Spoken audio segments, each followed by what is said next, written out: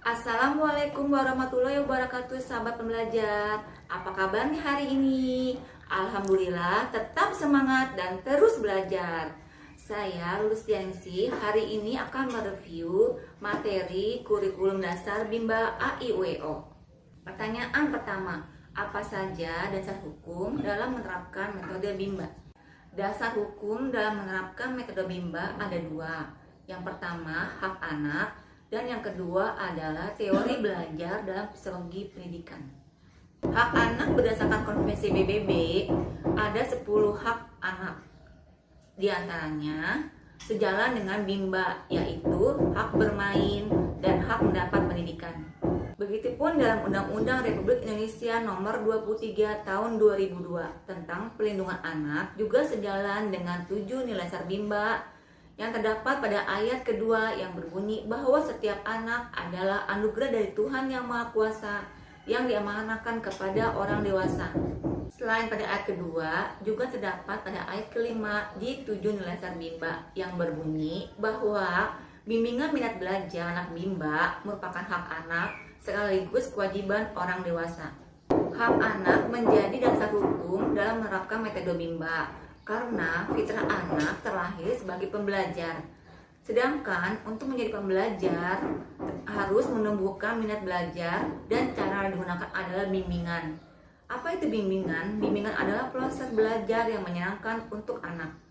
Ketika orang dewasa tidak paham dan tidak menerapkan paradigma Bimba, maka hak anak tidak akan terpenuhi. Dampaknya untuk orang dewasa akan merampas hak anak tersebut. Teori belajar dalam psikologi pendidikan. Teori ini digagas oleh seorang tokoh bernama Edward Lee Thorndike.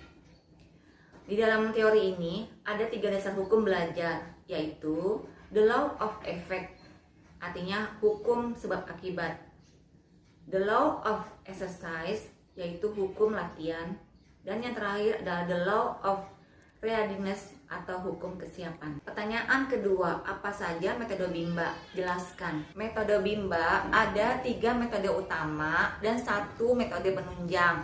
3 utama metode Bimba yaitu fun learning, small step system, dan individual system. 1 metode penunjang yaitu variation skill.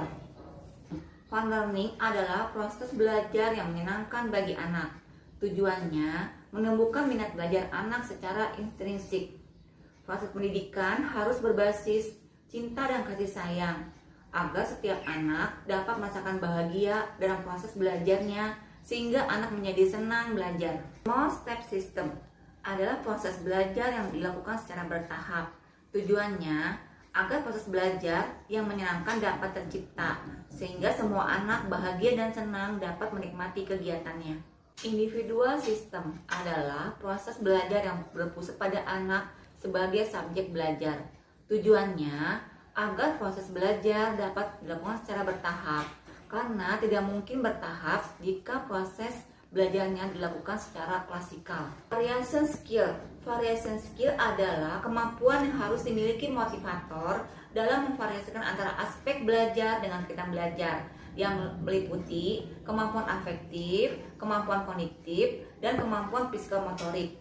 Variation skill ini diterapkan karena anak mempunyai rentang konsentrasi yang pendek, mudah teralihkan, dan cepat bosan pada satu kegiatan.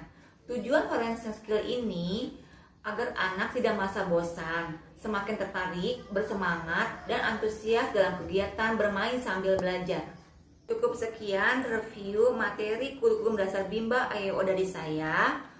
Kurang lebihnya mohon maaf. Terima kasih. Wassalamualaikum warahmatullahi wabarakatuh.